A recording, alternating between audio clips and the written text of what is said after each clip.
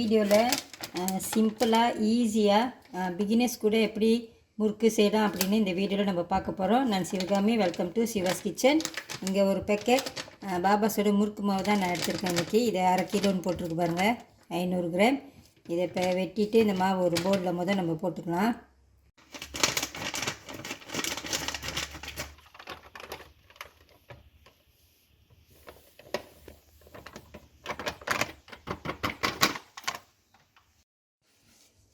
இந்த மாவில் ஏற்கனவே உப்பு கலந்துருக்காங்க, அதனால் நான் உப்பு இதில் சேர்த்துக்கல. ஒரே ஒரு டீஸ்பூன் ஓமம் ஒண்டி எடுத்திருக்கேன், அதை போட்டுக்கலாம். ஒரு டேபிள் ஸ்பூன் நெய். இது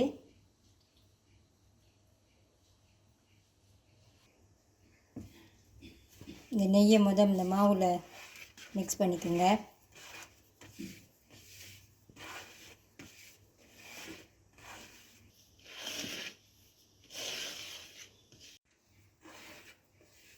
அடுத்துல தண்ணி கலந்துக்கலாம். தண்ணி கொஞ்சம் கொஞ்சமாக ஊற்றி கலந்துக்குங்க.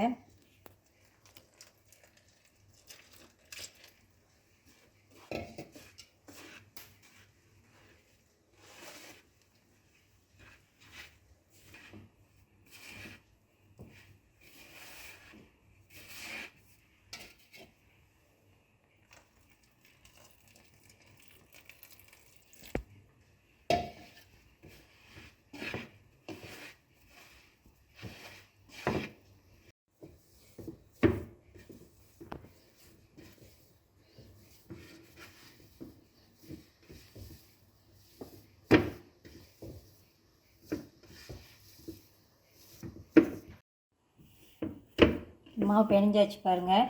அந்த பேக்கெட்டில் 1/2 கப் தண்ணி ஊற்றிக்கிங்க அப்படின்னு போட்டிருந்துச்சி. நானும் 1/2 கப் தண்ணி தான் ஊற்றிருக்கேன். கரெக்டாக இருக்குது பாருங்கள்.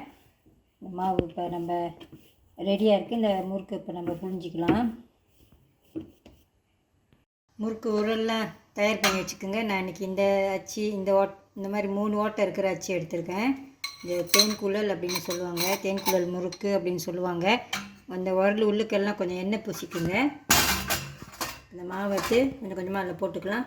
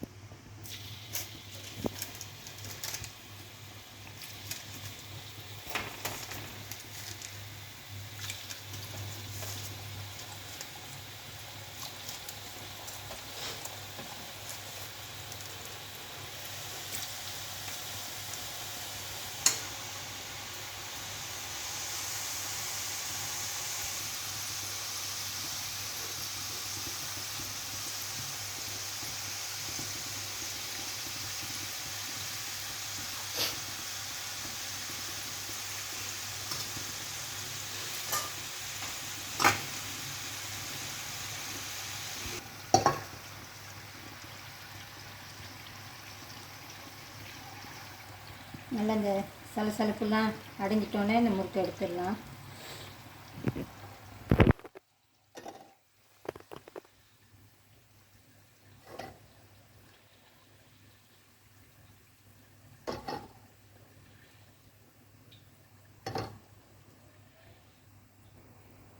அதே மாதிரி எல்லா முறுக்கும் இப்போ செஞ்சுக்கலாம். முறுக்கெலாம் செஞ்சாச்சு. அழகான ஒரு கலரில் இருக்குது பாருங்கள். இது நல்லா மொறுமொறுன்னு இருக்குது. இன்றைக்கி இந்த 1/2 கிலோ மாவுக்கு, அந்த ஒரு பேக்கெட் மாவுக்கு நம்மளுக்கு ஒரு 3/4 வாசி இந்த மாதிரி பிஸ்கட் டின்னில் ஒரு முக்கால் டின் வரைக்கும் நம்மளுக்கு கிடைக்கும்.